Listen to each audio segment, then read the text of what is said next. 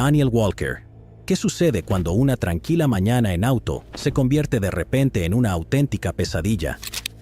¿Cómo un miembro querido de la comunidad se torna en el objetivo de un acto de violencia inesperado? ¿Y cuáles son las consecuencias cuando la justicia sigue siendo esquiva durante casi 50 años? Daniel Ashton Walker era un miembro apreciado de su comunidad, respetado y adorado por su naturaleza cálida y su disposición inquebrantable para ayudar a quienes lo rodeaban. Sin embargo, la serenidad de su existencia se vio bruscamente interrumpida en la fatídica mañana del 1 de octubre de 1974. Sin que él lo supiera, una nube oscura se cerniría sobre la tranquilidad de su vida. El día comenzó como cualquier otro para Daniel, sin ninguna pista del desastre que estaba por ocurrirle. A medida que el sol comenzaba a elevarse en el cielo, pintando el firmamento con tonos de naranja y rosa, Daniel continuó con su rutina diaria, sin esperar que su vida estaba a punto de dar un giro devastador. La furgoneta Volkswagen de Daniel estaba estacionada junto a la Interestatal 40, a unos 96 kilómetros al oeste de Needles, en el condado de San Bernardino, California. Acompañado por un pasajero, un joven autoestopista de 18 años llamado Ken Robinson, que había recogido, había decidido tomar un descanso en su viaje y descansar un rato. El día anterior, Daniel había empacado su furgoneta y dejado a su familia en Santa Ana, camino a su hogar. La vasta extensión del desierto de California se extendía ante ellos, ofreciendo un respiro momentáneo del tedio de sus vidas diarias. A medida que el reloj marcaba las 6 de la mañana, Daniel y Ken se acomodaron, preparándose para una breve pausa en su viaje. La pacífica quietud de las primeras horas de la mañana los envolvía mientras se reclinaban en la furgoneta, saboreando la calma antes de la inminente tormenta. La tranquilidad de su breve descanso se vio abruptamente interrumpida cuando Daniel fue despertado por el repentino crujido de unos disparos. El agresor desconocido había emergido de las sombras, desatando una ráfaga de balas que rompió la calma de la mañana. Daniel, sorprendido y sin defensa, fue alcanzado varias veces. Mientras el caos se desarrollaba, Ken, atrapado por el terror y el instinto de supervivencia, logró evadir el ataque y huir de la escena, buscando desesperadamente ayuda mientras la oscuridad de la madrugada los absorbía. Al rato, lograron detener a un automovilista que pasaba, quien rápidamente contactó como loco a las autoridades. El personal de emergencia llegó al lugar, sin perder tiempo en trasladar a Daniel a un hospital cercano. El equipo médico trabajó incansablemente para estabilizarlo, pero a pesar de sus mejores esfuerzos, Daniel sucumbió a sus heridas y su vida fue truncada trágicamente. Daniel Ashton Walker, un joven querido a punto de cumplir 22 años, se había ido. Las fuerzas del orden trabajaron con determinación inquebrantable, examinando meticulosamente la escena en busca de cualquier evidencia que pudiera proporcionar información sobre la identidad del elusivo agresor. A medida que la investigación sobre la trágica muerte de Daniel avanzaba, los detectives sospecharon inicialmente que el robo había sido el motivo detrás del tiroteo. Sin embargo, surgieron detalles desconcertantes que pusieron en duda esta teoría. Sorprendentemente, los perpetradores solo se habían llevado $80 de Daniel, dejando inexplicablemente una cantidad considerable de $600 en cheques de viajero. Las circunstancias se volvieron aún más misteriosas cuando se descubrió que los agresores no habían tomado la motocicleta, el sistema estéreo ni el equipaje de Daniel, elementos que aún estaban guardados en la parte trasera de su furgoneta. Con una descripción clara del vehículo del sospechoso en mano, se notificó a las autoridades en California, Nevada y Arizona, y detuvieron y registraron cada furgoneta dorada que coincidía con la descripción reportada. Los investigadores hablaron con un repartidor que dijo que, esa misma mañana, los sospechosos lo detuvieron después de que su furgoneta dorada se quedara atascada en la arena. Uno de los sospechosos le dijo al repartidor que se dirigían a Indiana y que llevaban una escopeta para derribar postes y usar arbustos de salvia como tracción para los neumáticos en caso de que se quedaran atascados. El repartidor ayudó a remolcar la furgoneta y rechazó el pago por sus servicios. La coordinación entre las agencias de aplicación de la ley a través de las fronteras estatales subrayó la seriedad del caso, lo que sirvió como testimonio de su compromiso para encontrar respuestas y asegurarse de que el individuo o los individuos detrás de este acto sin sentido fueran responsabilizados. Aunque el testimonio de Ken proporcionó información valiosa, el motivo subyacente detrás del ataque seguía siendo elusivo. A medida que avanzaba la investigación, los detectives exploraron una gama de posibles teorías en un esfuerzo por darle sentido a este acto de violencia aparentemente al azar. Examinaron la posibilidad de un ataque dirigido con motivos personales, así como la probabilidad de que fuera un acto de agresión al azar. La ubicación remota del crimen, ocurrida a lo largo de un tramo desolado de la carretera, complicó aún más el caso. Se hizo difícil discernir si los perpetradores habían premeditado el asalto o si aprovecharon una oportunidad que se presentó. A pesar de la exhaustiva investigación del Departamento del Sheriff del Condado de San Bernardino, no pudieron resolver el caso. Durante 5 décadas, el caso fue revisado periódicamente por el equipo de casos sin resolver del Departamento del Sheriff, quienes buscaron tenazmente nuevas pistas. Sin embargo, el paso del tiempo demostró ser un oponente formidable, y el equipo no pudo desarrollar ninguna información viable para por fin resolver el caso de Daniel Ashton Walker.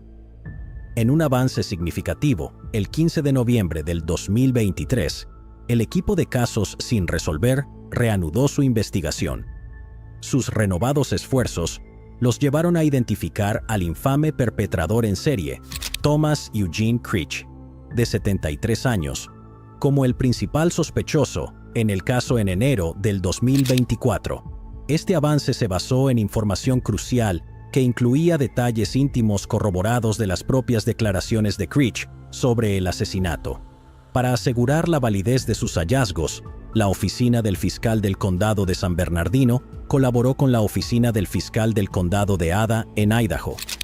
Esta cooperación consolidó aún más el caso contra Creech, lo que llevó a la oficina del fiscal del condado de San Bernardino a consultar los próximos pasos para buscar justicia para Daniel Walker. Thomas Eugene Creech, un perpetrador condenado con un historial de múltiples confesiones, se vio implicado en el caso de Daniel justo después de su audiencia de clemencia. Creech es el recluso que ha estado más tiempo en prisión en Idaho y que será ejecutado por varios asesinatos. Tiene un total de 5 condenas, pero algunos creen que podría ser responsable de más de 40 asesinatos diferentes. Lo creen debido a su confesión en un juicio en 1975, donde admitió haber matado a 42 personas en más de una docena de estados de Estados Unidos. A pesar de que las autoridades verificaron las declaraciones de Creech sobre el caso de Daniel, su defensor público expresó preocupaciones sobre el momento de estas revelaciones. Sugirieron que los esfuerzos pasados para vincular a Creech con numerosos asesinatos no habían sido fundamentados. Los fiscales del condado de Ada describieron a Creech como un sociópata manipulador y sin remordimientos, implicando que sus recientes declaraciones podrían ser una estratagema calculada para evitar la ejecución. La complejidad del carácter de Creech añadió más capas de intriga a la búsqueda de justicia para Daniel. A medida que Thomas Eugene Creech es identificado como el principal sospechoso en el caso de Daniel Walker, la comunidad del condado de San Bernardino se acerca al cierre.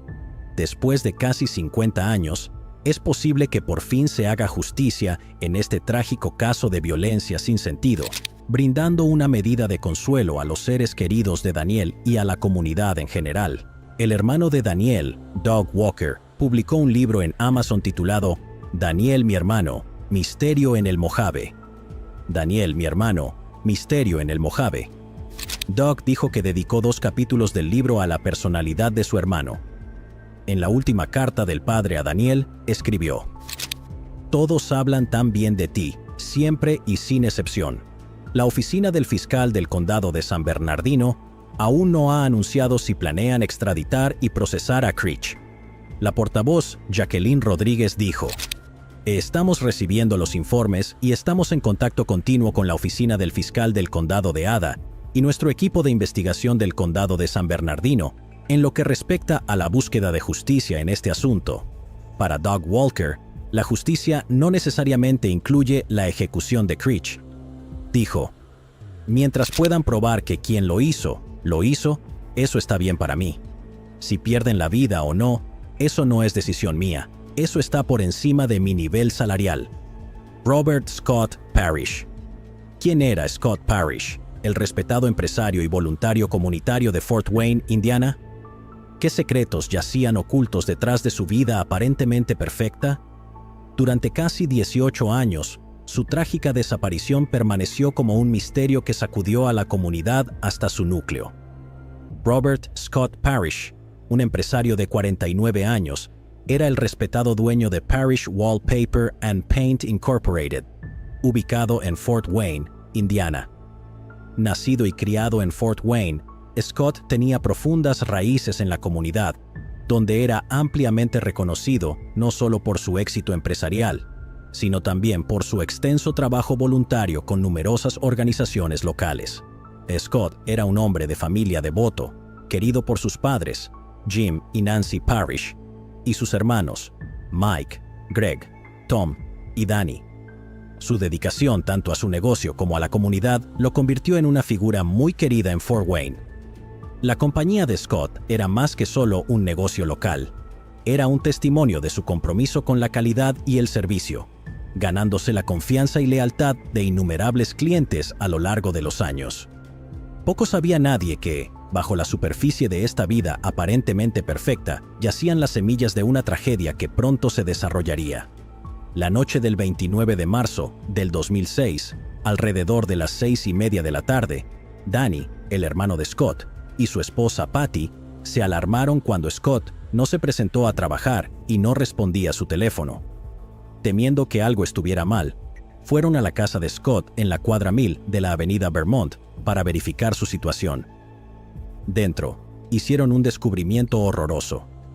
Scott estaba en el baño, inconsciente y con una herida de bala en la cabeza. En pánico, llamaron inmediatamente a la policía. Cuando la policía llegó, Danny y Patty explicaron cómo encontraron a Scott sentado en el inodoro, completamente vestido, con la tapa abajo y sufriendo de una herida de bala. La escena era espantosa, con sangre salpicada en la pared junto al inodoro y sangre seca en el gabinete frente a él. Se declaró en la escena que Scott había perdido la vida. Tenía 2 heridas de bala de contacto detrás de la oreja izquierda, una que salió por la parte superior de su cabeza y la otra por la frente. También tenía una herida de bala que atravesaba su brazo superior. Los investigadores de la escena del crimen encontraron una pistola Smith & Wesson calibre 40 de color dorado y un casquillo en el suelo del baño, cerca de la bañera. Otro casquillo estaba ubicado en el suelo, frente al inodoro, cerca de la mano izquierda de Scott. Un tercer proyectil fue descubierto en el lavamanos del baño. Mientras los investigadores continuaban con su búsqueda, hicieron un hallazgo inesperado. Una operación de cultivo de marihuana oculta detrás de una pared falsa en el sótano. Cerca de allí, encontraron un destornillador inalámbrico Black & Decker, lo que sugería un uso reciente. Este descubrimiento planteó numerosas preguntas. ¿Estaba Scott involucrado en actividades ilícitas o estaba alguien más usando su propiedad sin su conocimiento? ¿Podría esta operación ilegal estar relacionada con su muerte? Los investigadores ahora se enfrentaban a desentrañar un caso complejo, donde la imagen de Scott como un respetado empresario y voluntario comunitario estaba repentinamente ensombrecida por los oscuros secretos ocultos en su hogar. Al día siguiente, el forense clasificó oficialmente la muerte como un caso de homicidio. Su billetera fue encontrada en el estacionamiento de la iglesia Heartland, a más de 1 kilómetro de su hogar. No había dinero en la billetera, pero tenía su licencia de conducir y su tarjeta de la biblioteca. En enero del 2008, la policía entrevistó a un testigo que había conocido a Scott durante 3 años. Al ser interrogado sobre el caso, el testigo identificó a un hombre hispano llamado Derek Rodney Johnson, conocido como Q, de quien la policía ya sospechaba. El testigo describió a Johnson, originario de Texas, como alguien que a menudo presumía de cometer robos y homicidios. El 22 de enero del 2008, otro testigo clave se presentó con información importante. Este testigo relató una conversación con Johnson que tuvo lugar unas semanas después de la muerte de Scott. El testigo recordó haber hablado con Johnson en su cocina en la calle South Lafayette, donde les mostró plantas de marihuana que crecían en un armario.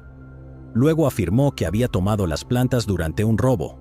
El testigo informó que Johnson admitió haberle disparado a Scott en la cabeza durante el robo, cuando intentaba acceder a un arma en una caja fuerte en su baño. Johnson mencionó que había varias plantas de marihuana en el sótano de Scott, pero que solo tomó 2 plantas y una pequeña bolsa de marihuana. Otros detalles proporcionados por el testigo indicaron que Johnson había poseído 2 armas calibre 40 en un momento dado, pero se desconocía su ubicación en ese momento. El 31 de julio del 2014, los detectives entrevistaron a Johnson en el Centro Correccional de Westville. Ya estaba en prisión estatal después de haberse declarado culpable de 2 cargos de agresión agravada y un cargo de imprudencia criminal por dispararle a Leonardo Puentes en Fort Wayne en 2006. Fue condenado a 34 años y su fecha más temprana posible de liberación es 2029. Después de ser informado de sus derechos y firmar una renuncia, admitió conocer a Scott a través de un conocido mutuo, el Testigo 1, con quien trabajaba en sitios de construcción. También reveló que inicialmente le compraba marihuana a Scott a través del Testigo 1 y luego directamente de Scott. Luego, confesó haber tenido 2 pistolas Smith & Wesson, calibre 40, alrededor de la época de la muerte de Scott, y estar familiarizado con la distribución del baño de Scott, habiéndolo usado durante una compra de sustancias ilegales. El 1 de julio del 2015, los detectives recibieron una carta de Johnson, quien entonces estaba en el anexo del NSCF en Newcastle. En la carta, afirmó que su pandilla, Northern Vatos Locos, había ejecutado a Scott por robar marihuana y dinero. Dijo que, aunque conocía la identidad del perpetrador, no podía revelarla debido al código de silencio de la pandilla. Johnson explicó que había informado a sus superiores en la pandilla sobre Scott y había ordenado el asesinato. Incluso mencionó haber recibido fotos de Scott después del homicidio por parte del tirador. Johnson aclaró que no habría signos de lucha, ya que los miembros de la pandilla, frustrados con el engaño de Scott, lo habían sentado en el inodoro y disparado. Admitió haber participado en algunos robos, pero insistió en que nunca quiso que nadie saliera lastimado. Johnson afirmó que el arma había sido entregada a alguien en su grupo y vendida a una persona desconocida. Describió las armas como un par coincidente, una para zurdos y otra para diestros, pero negó haber poseído las 2 pistolas gemelas Smith & Wesson calibre 40. Cuando los investigadores le recordaron a Johnson su confesión previa en julio del 2014, donde admitió haber llevado 2 pistolas Smith & Wesson calibre 40 y estar armado durante sus transacciones con Scott, Johnson se retractó. Afirmó que había tenido muchos tipos de armas y que no estaba seguro si la bala provenía de una de sus armas. Durante casi 18 años, el caso permaneció sin resolver y no se realizaron arrestos. En 2023, el detective Brian Martin y el detective Darren Strayer comenzaron a entrevistar nuevamente a los testigos. En 2024, surgieron nuevas pruebas y testimonios de testigos que llevaron a presentar cargos contra Derek Johnson. El motivo de Johnson para el caso parecía estar relacionado con la operación de cultivo de marihuana que encontró en el sótano de Scott. Les confesó a los detectives que le había disparado a Scott en la cabeza y se había llevado las plantas de marihuana. Este avance es un desarrollo significativo para la comunidad de Fort Wayne. Llevó un cierre para la familia Parrish y por fin imparte justicia para la víctima después de casi 18 años. El detective Brian Martin atribuye el avance en el caso a las cartas de juego que el Departamento de Policía de Fort Wayne colocó en las cárceles locales, que presentaban perfiles de casos de homicidios sin resolver, lo que llevó a una nueva entrevista en el caso. Danny dijo que no había dormido bien desde esa noche en 2006. Él y su esposa colocaron una banca conmemorativa para Scott en Lakeside Park en Fort Wayne. aún no se ha anunciado la fecha de sentencia de Derek Rodney Johnson. Dylan Rounds. ¿Qué sucedió con Dylan Rounds, el agricultor de 19 años de Idaho? ¿Cómo pudo un joven conocido por su amor por el aire libre desaparecer de repente? ¿Sigue vivo o no? Estas preguntas han cautivado a las comunidades rurales del este de Idaho, donde Dylan creció en medio de impresionantes paisajes en la comunidad agrícola.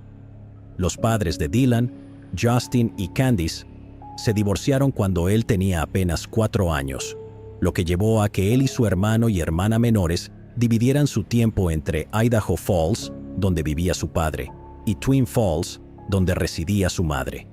A pesar de la separación, ambos lugares le proporcionaron a Dylan una profunda conexión con la naturaleza, un aspecto central de la vida en Idaho. Desde una edad temprana, desarrolló un profundo amor por la naturaleza, encontrando consuelo y emoción en el gran aire libre. Ya fuera caminando por densos bosques, pescando en claros arroyos de montaña o simplemente explorando terrenos escarpados, la afinidad de Dylan por la naturaleza era evidente. El joven, conocido por su espíritu aventurero y amor por la naturaleza y la vida al aire libre, fue reportado como desaparecido el 28 de mayo del 2022. Habló con su abuela por teléfono esa mañana, diciéndole que estaba guardando el camión de grano en el refugio, y luego no se supo más de él. Dylan, quien había estado viviendo en una casa rodante cerca de la frontera entre Nevada y Utah, en su propia propiedad agrícola en Lucin, desapareció repentinamente, lo que desató una investigación de homicidio que desvelaría una serie de eventos perturbadores. La investigación rápidamente descubrió evidencia preocupante. Durante la búsqueda inicial de Dylan, los oficiales encontraron un par de sus botas cerca de su granja. Una de las botas tenía una mancha de sangre que, según el análisis de ADN, se confirmó que era de Dylan, con ADN de un hombre llamado James Brenner, también presente en las botas, lo que sugería una posible manipulación después de la desaparición de Dylan. Se sabía que Brenner era un ocupante ilegal que residía en la propiedad de Dylan en el momento de la desaparición del joven. Según los padres de Dylan, Brenner fue una de las últimas personas con las que Dylan tuvo contacto antes de desaparecer. El análisis posterior de los registros telefónicos de Dylan reveló actividad el día de su desaparición en una propiedad remota en Lucin. La última señal del teléfono de Dylan fue rastreada hasta el estanque de Lucin. Una búsqueda exhaustiva del área llevó al descubrimiento del teléfono de Dylan. Un análisis forense digital del teléfono de Dylan desenterró un video en cámara rápida tomado alrededor del momento de su desaparición. El video mostraba a Brenner limpiando un arma, con sus brazos y camisa visiblemente manchados de sangre. Las autoridades analizaron la camisa y confirmaron la presencia de ADN de Dylan. La evidencia acumulada apuntaba fuertemente a la implicación de Brenner en la desaparición y probable fallecimiento de Dylan Rounds. Mientras los investigadores continuaban su trabajo, la familia de Dylan y la comunidad esperaban justicia, con la esperanza de obtener respuestas que trajeran cierre a este trágico caso. Brenner enfrentó cargos graves en marzo del 2023 por un delito grave de primer grado y abuso o profanación de un cuerpo humano, así como un delito grave de tercer grado, basado en pruebas contundentes recopiladas durante la investigación. La fiscalía construyó su caso en torno a varias piezas clave de evidencia. El video en cámara rápida, la camisa que Brenner llevaba en el video que revelaba rastros del ADN de Dylan y el ADN en las botas de Dylan que se descubrieron durante los esfuerzos de búsqueda iniciales. Más allá de los descubrimientos de pruebas, durante la investigación se destacó el inquietante historial criminal de Brenner, quien tenía un pasado documentado de violencia y había sido previamente condenado por ser un delincuente en posesión de un arma de fuego. A medida que avanzaban los procedimientos legales, la familia de Dylan y la comunidad mantenían la esperanza de obtener justicia y cierre en este devastador caso. El peso de la evidencia y los antecedentes de Brenner pintaban un cuadro sombrío, dejando a las autoridades y al público ansiosos por la resolución de esta trágica historia. La investigación sobre la desaparición de Dylan y su presunto fallecimiento continuaba en curso, con las autoridades trabajando diligentemente para recuperar su cuerpo. Los esfuerzos de búsqueda habían sido intensos, abarcando las áreas donde Dylan fue visto por última vez y enfocándose en ubicaciones vinculadas a las pruebas recopiladas en el caso contra Brenner. Los detectives no pudieron encontrar a Dylan y la búsqueda se enfrió. En 2024, la oficina del fiscal del condado de Box Elder hizo un acuerdo de culpabilidad con Brenner para reducir sus cargos. Se le exigió que revelara el lugar donde se encontraba el cuerpo de Dylan. Casi 2 años después, el 9 de abril del 2024, se recuperaron los restos óseos de Dylan en la remota área occidental del condado de Box Elder, en Lucin. Perdió la vida debido a una herida de bala en la cabeza. La familia de Dylan ha establecido un sitio web y una página de Facebook dedicados. El propósito inicial de estas plataformas era proporcionar actualizaciones sobre el progreso de la investigación, compartir información sobre los esfuerzos de búsqueda en curso y ofrecer un medio para que la comunidad contribuyera con pistas o información que pudiera ayudar en la búsqueda de Dylan. Ahora que fue encontrado, las plataformas se utilizan para ayudar con otros esfuerzos de búsqueda de personas desaparecidas en todo el país. La historia de Dylan es un recordatorio del impacto de la violencia y la determinación de la comunidad por buscar la verdad. El 1 de julio del 2024, más de 2 docenas de familiares de Dylan asistieron a la sentencia. El padre de Dylan le habló a Brenner y le dijo: «Dylan te ayudó tantas veces y así es como le pagas. Solo espero que por el resto de tu vida pienses en esto». Dylan le había pagado a Brenner para que trabajara en su granja e incluso compartió comidas con él en algunas ocasiones. Brenner no se dirigió al tribunal y no ha revelado información adicional sobre que lo llevó a quitarle la vida a Dylan. Cuando se le preguntó si se levantaría y enfrentaría a la familia de Dylan y a otros amigos y simpatizantes reunidos en la sala del tribunal, se negó. James Brenner fue sentenciado a cumplir hasta 30 años en prisión. El juez aconsejará a la Junta de Libertad Condicional que lo mantenga en prisión el mayor tiempo posible debido a su falta de empatía. La madre de Dylan dijo: «Esto no necesariamente lo deja todo atrás, pero esta parte del proceso judicial y la ansiedad de estar constantemente esperando qué va a pasar, cuándo va a pasar, qué tal si no pasa, esa parte por fin podemos dejarla atrás». Otro miembro de la familia dijo lo siguiente: «Si bien esperábamos un resultado diferente, sabíamos desde el principio que Dylan ya no estaba vivo. Este reciente desarrollo significa que la investigación ha cerrado el círculo y ahora podemos traer a Dylan a casa y cerrar este capítulo». Jenique Dalcourt. En una fría noche de octubre del 2014, en los suburbios de Longueuil, Quebec, Canadá, Jenique Dalcourt, de 23 años, fue salvajemente atacada en un sendero para bicicletas.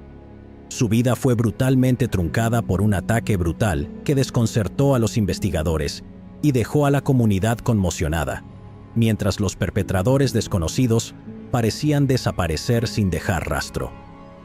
Durante años, su familia y amigos mantuvieron la esperanza, incluso cuando las pistas se enfriaban y las respuestas seguían siendo esquivas. Luego, casi una década después del brutal crimen, un avance reavivaría la búsqueda de justicia. Jenique Dalcourt era una joven brillante y vibrante, cuya vida estaba llena de promesas y potencial. Residiendo en Longueuil, Quebec, era conocida por su contagiosa positividad y naturaleza bondadosa. A los 23 años, estaba en una etapa de su vida en la que exploraba sus pasiones y trazaba su camino hacia el futuro.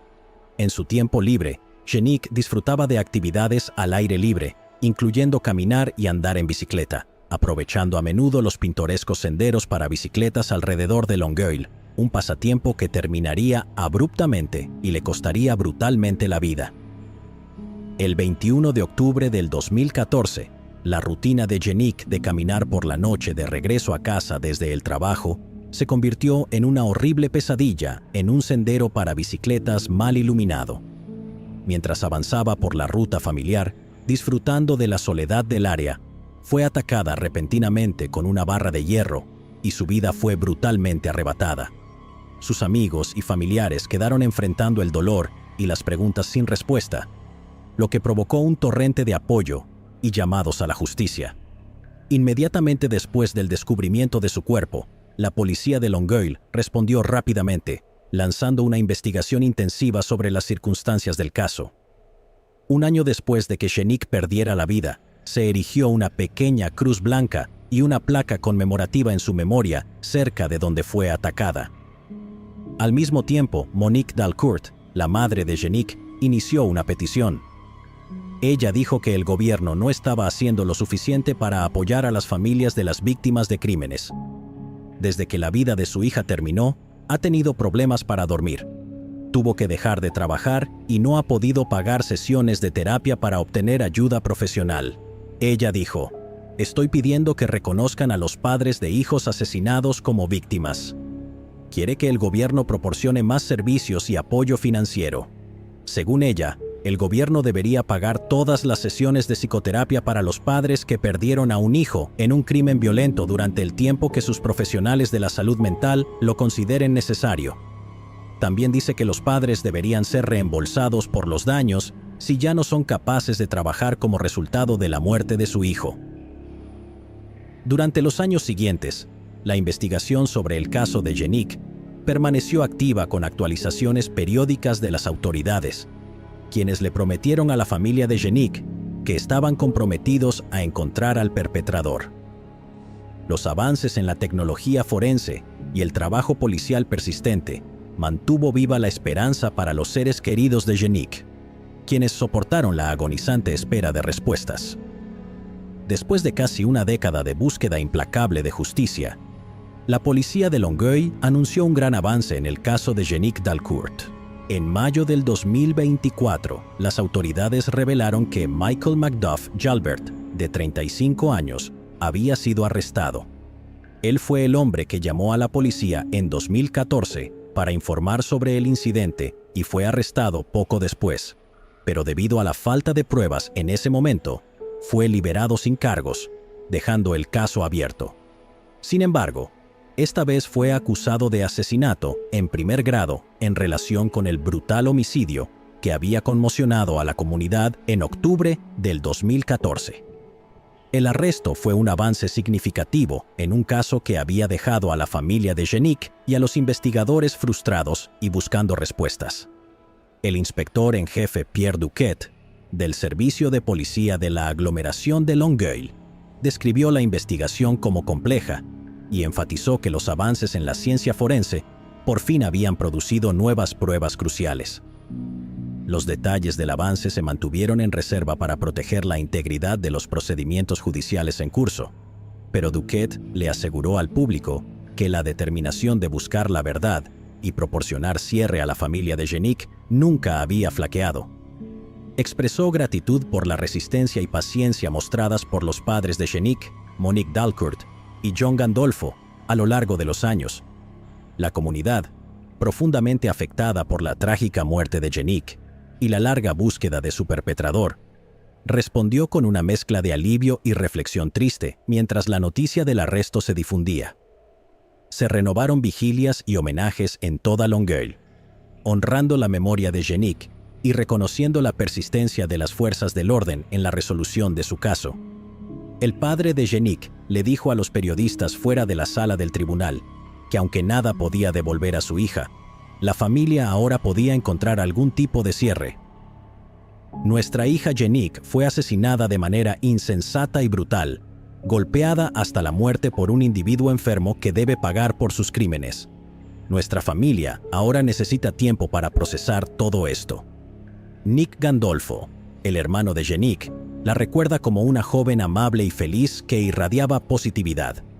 Dijo, «Era algo que simplemente emanaba de ella. Sabía que, si estaba teniendo un mal día, podía acercarme a mi hermana menor y ella me haría sonreír. Solo pensar en eso ahora me pone una sonrisa en la cara». Mientras Macduff Jalbert espera su próxima comparecencia en la corte, el arresto ofreció un rayo de esperanza de que por fin se haría justicia para Jeannick Dalcourt, cuya vida vibrante fue trágicamente truncada. Betty Rolfe.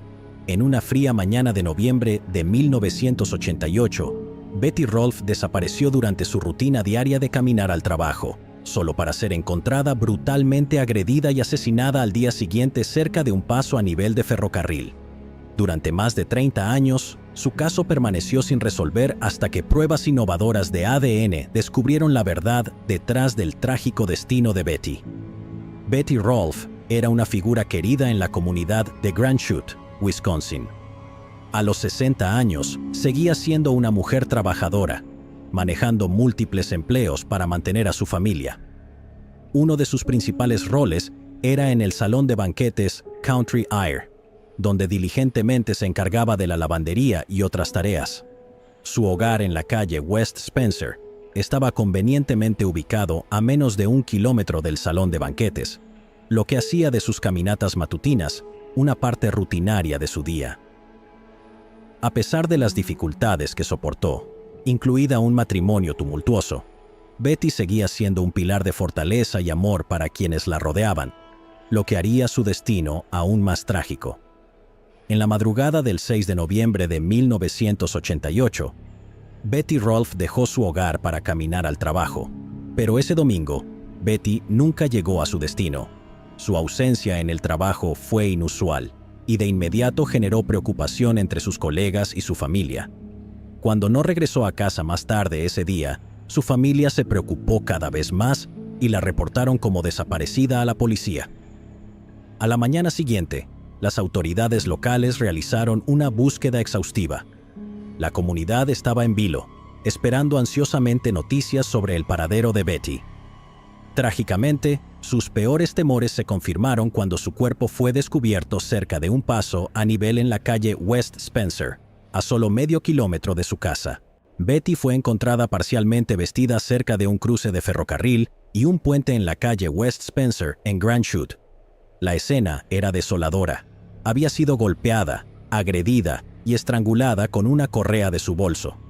Algunos de los contenidos de su bolso estaban esparcidos, incluidos $30 en efectivo y un documento que planeaba enviar a un periódico local sobre el próximo aniversario de ella y su esposo.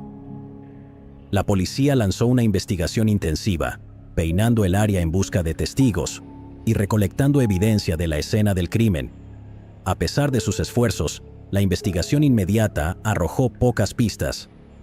La tecnología disponible en ese momento limitó el alcance del análisis forense y el caso se enfrió rápidamente. Durante más de 3 décadas, el asesinato de Betty Rolfe permaneció como un misterio inquietante. En 2019, los investigadores tomaron la decisión de utilizar pruebas de ADN familiar, una técnica de vanguardia que se estaba volviendo cada vez más instrumental en la resolución de casos fríos. Este enfoque innovador consistía en comparar las pruebas de ADN recolectadas en escenas del crimen con perfiles genéticos disponibles en bases de datos públicas. El objetivo era identificar posibles parientes del perpetrador. El gran avance se produjo cuando los investigadores identificaron un vínculo familiar con Gene Meyer. Él había vivido en Grand Chute en la época de la trágica muerte de Betty, pero desde entonces se había trasladado al estado de Washington. Al reducir los posibles sospechosos a Meyer y su hermano, las autoridades centraron su atención en Gene Meyer después de eliminar a su hermano mediante una prueba de ADN. En 2022, los investigadores obtuvieron una muestra directa de ADN de Meyer mientras residía en Washington. El análisis forense proporcionó una coincidencia concluyente con el ADN recuperado de la escena del crimen de Betty Rolfe, lo que estableció a Meyer como el principal sospechoso del brutal ataque y asesinato de Betty. Fue arrestado por el crimen. Después de ser arrestado por el atroz crimen de 1988, Meyer fue trasladado al condado de Outagamie, en Wisconsin, donde fue encarcelado y esperó su juicio, mientras comenzaban los preparativos legales. La fiscalía construyó meticulosamente su caso, utilizando la prueba de ADN concluyente que vinculaba a Meyer con la escena del crimen. A medida que el caso avanzaba a través del sistema judicial, la familia de Betty Rolfe y la comunidad observaban de cerca, esperanzados de que el juicio proporcionara respuestas y cierre.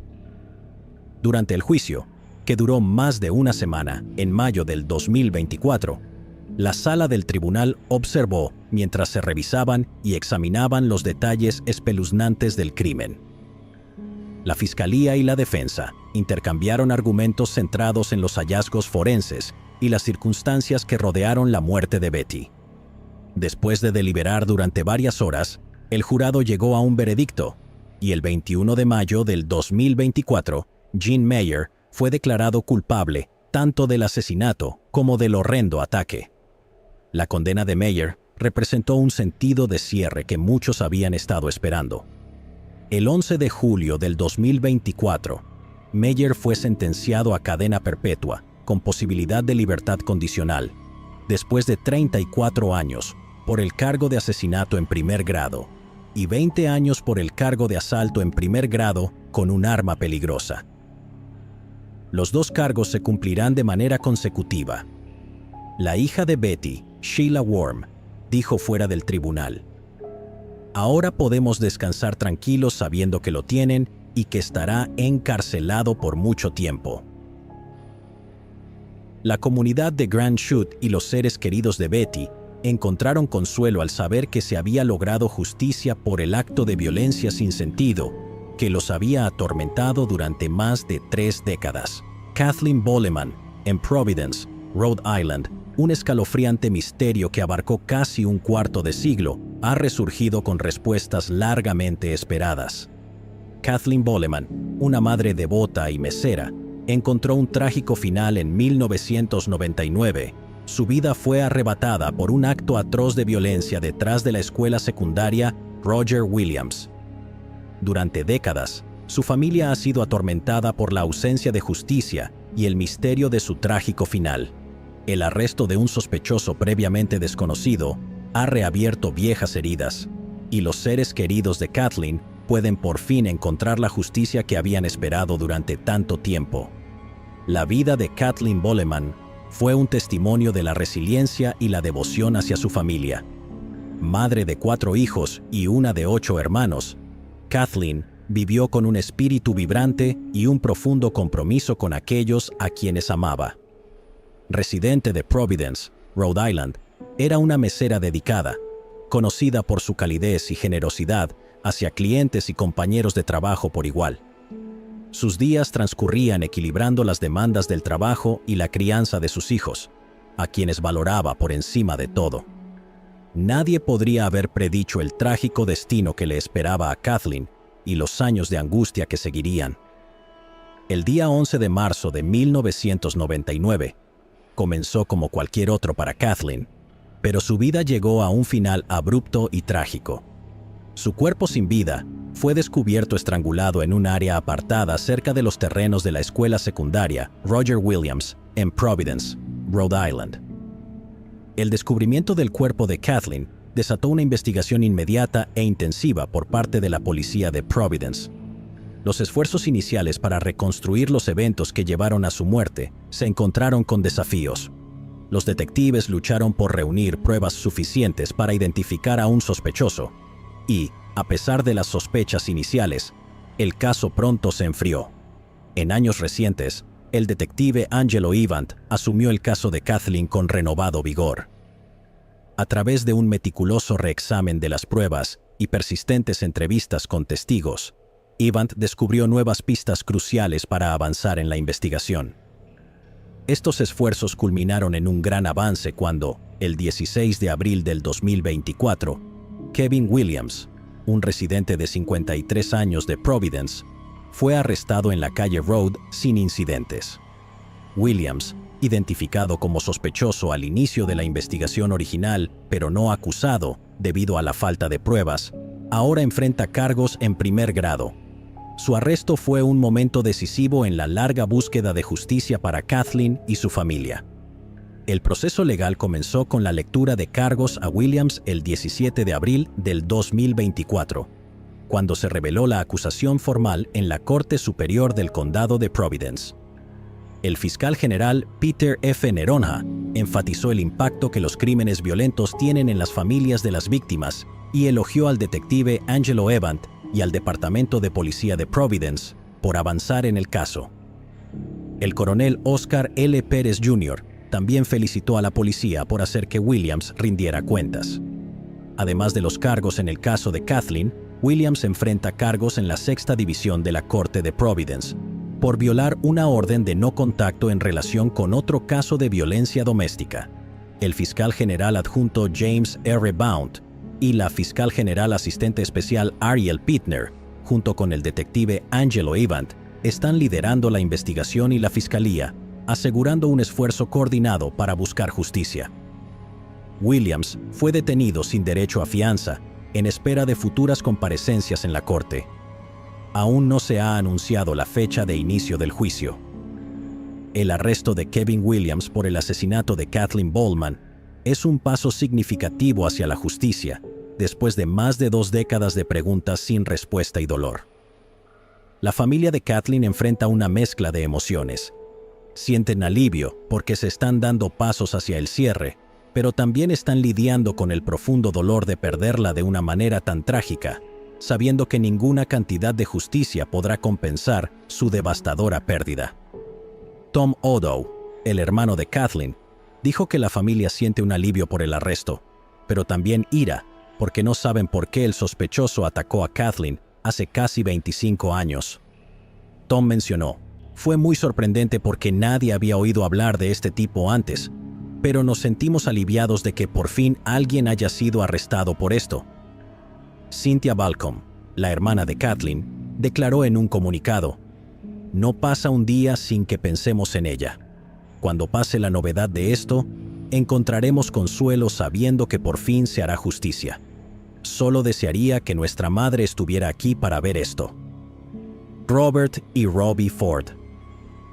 En una tranquila noche de agosto del 2018, la comunidad de Conway, Carolina del Sur, fue destrozada por los brutales asesinatos de Robert Ford y su hijo Robbie Ford, encontrados sin vida fuera de su hogar en la carretera 19. El espeluznante crimen sacudió al pequeño pueblo, y a medida que los investigadores profundizaban en el caso, comenzó a revelarse una siniestra trama, una que involucraba traición, codicia y un escalofriante plan orquestado por alguien cercano. Esto dejó a muchos preguntándose qué podría llevar a un miembro de la familia a cometer un acto tan impensable. Robert Ford, de 59 años, era un miembro muy querido de la comunidad de Conway. Creció en la zona y pasó gran parte de su vida sirviendo en la iglesia bautista Good Hope, donde fue miembro destacado y director del coro durante muchos años. El profundo amor de Robert por la música era una parte significativa de su identidad, con un repertorio que abarcaba desde antiguos himnos gospel hasta canciones cristianas contemporáneas.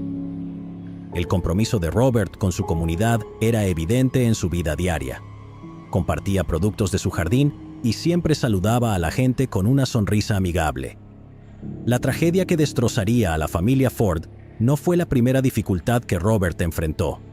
En 2016, su amada esposa Melda Ford falleció, una pérdida que lo afectó profundamente. Sin embargo, a pesar de esta tragedia personal, Robert permaneció como un pilar de fortaleza para su familia y comunidad. Robbie Ford, de 25 años, era el hijo de Robert y un joven con un futuro prometedor. Era estudiante en la Universidad de Clemson, donde perseguía sus estudios con la misma dedicación que su padre le había mostrado a lo largo de su vida. El vínculo entre padre e hijo era fuerte, con Robert apoyando financieramente a Robbie durante su educación y desafíos personales. Robert también tenía una hija de una relación anterior, Samantha Rabon. Samantha y Robbie, a pesar de ser medio hermanos, crecieron en circunstancias diferentes. Mientras Robert y Robbie vivían juntos en su hogar en la carretera 19 en Conway, Samantha tenía su propia residencia y manejaba su vida por separado del hogar de su padre. Así que, aunque formaba parte de la familia, sus interacciones con ellos eran menos frecuentes y su vínculo con ellos no era tan fuerte.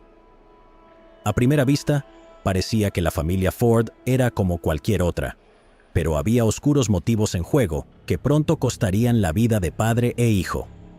El trágico día del 17 de agosto del 2018, los vecinos de la casa de la familia Ford reportaron haber escuchado disparos esa tarde.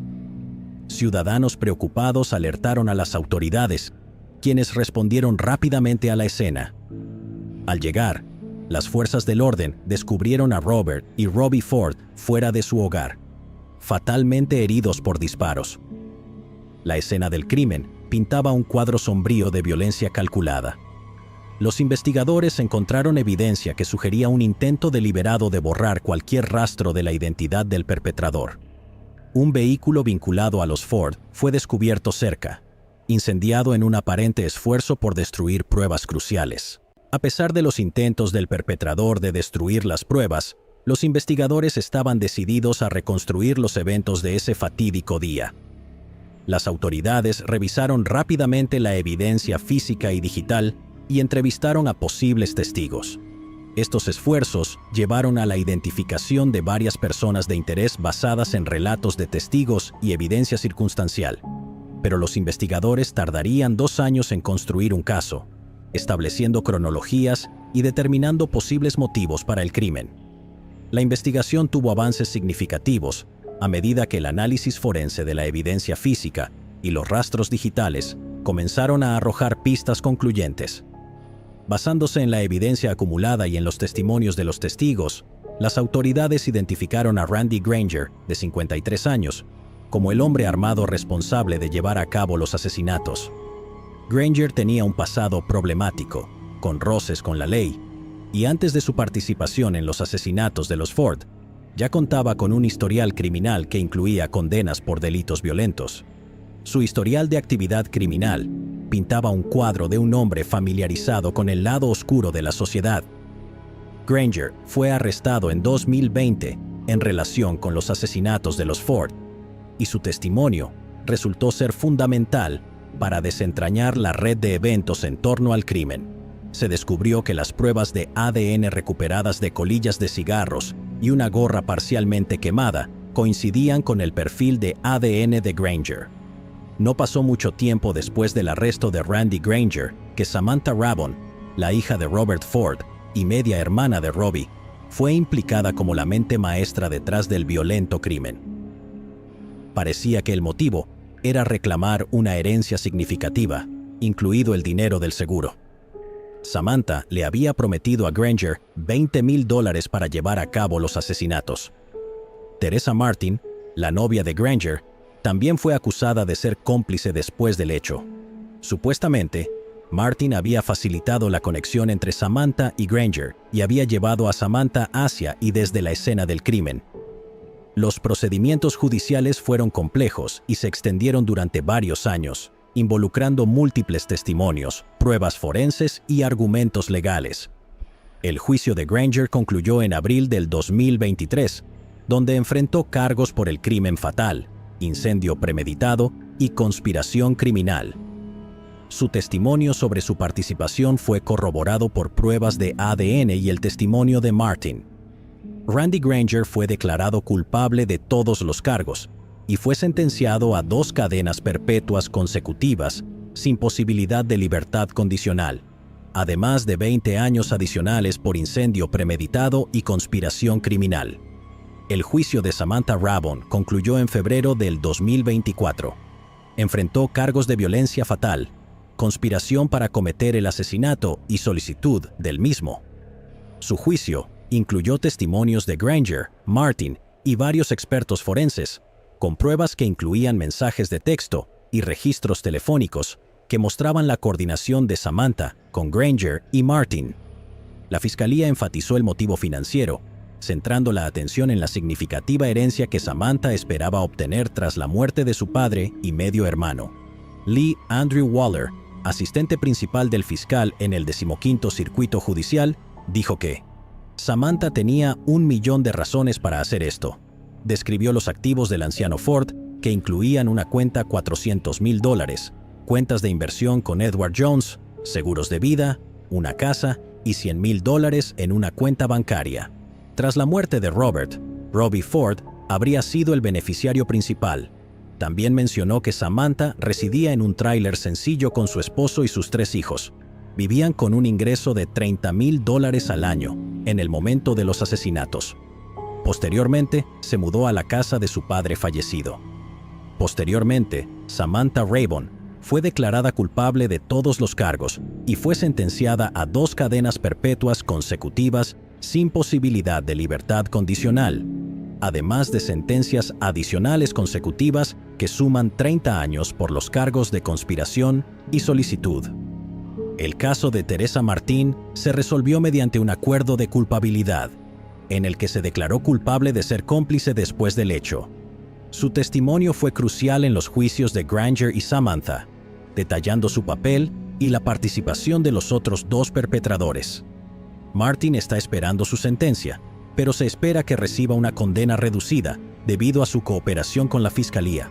Aunque la familia Ford parecía tener su cuota de secretos, el trágico caso de Robert y Robbie Ford ha dejado un impacto duradero en su comunidad.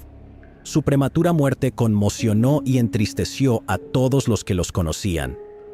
A pesar de la traición que rodeó el crimen, la comunidad encuentra algo de consuelo en la justicia.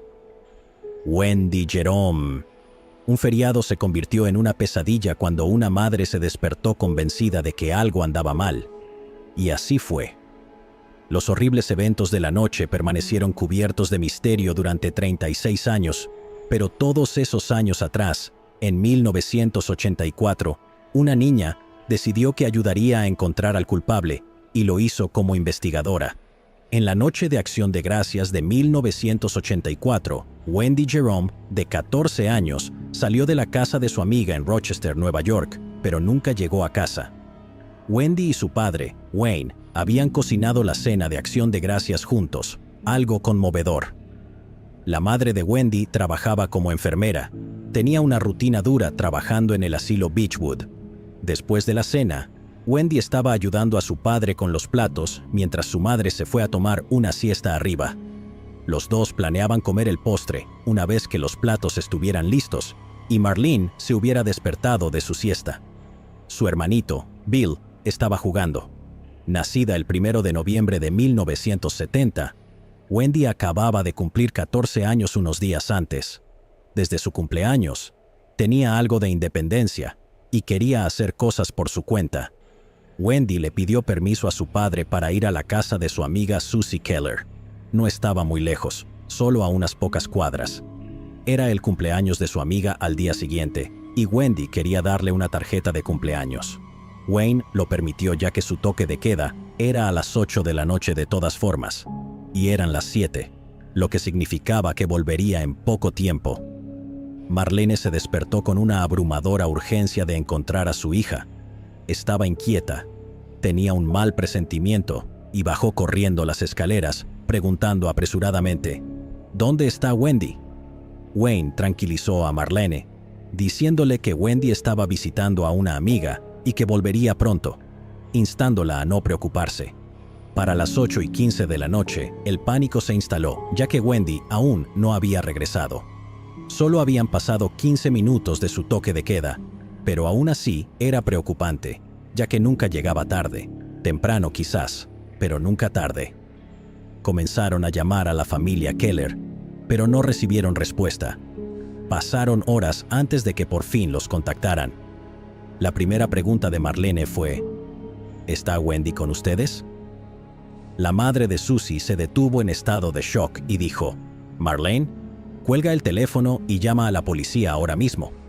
Poco después, los peores temores de Marlene se confirmaron cuando Wendy fue encontrada en un rincón junto a la escuela 33.